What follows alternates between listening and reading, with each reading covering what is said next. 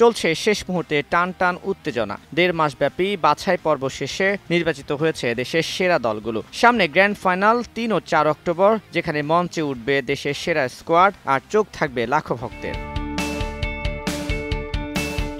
প্রথম দিন ৩ October clash squad মোডে শুরু হবে মহরণ। পুরস্কার ৬ লাখ টাকা। কিন্তু আসল যুদ্ধ ৪ অক্টোবর ব্যাটেল রয়্যাল মোডে, যেখানে থাকছে ৭ লাখ টাকার বিশাল পুরস্কার। এখান থেকেই নির্ধারিত হবে সেই দুই দল যারা নভেম্বরে গ্লোবাল ফাইনালে ইন্দোনেশিয়া জাকার্তায় বাংলাদেশের পতাকা ওড়াবে।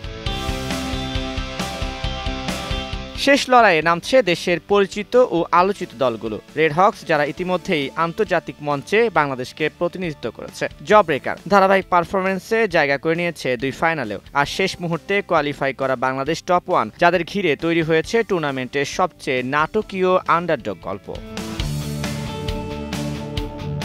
Free fire world series Bangladesh নিয়ে উত্তেজনা চলছে পুরো স্পোর্টস কমিউনিটিতে। ঢাকার আইসিবির হল 4-এ বসছে সবচেয়ে বড় ওয়াচ পার্টি। পাশাপাশি এই আয়োজন বসবে দেশের 8টি বিভাগেও। সব মিলিয়ে দেশের ফ্রি ফায়ার কমিউনিটিতে একটাই প্রশ্ন, কার হাতে উঠছে সেরার মুকুট? কারা যাচ্ছে বিশ্বমঞ্চে বাংলাদেশের প্রতিনিধিত্ব করতে? তানভীর হাসান, সময় সংবাদ, ঢাকা।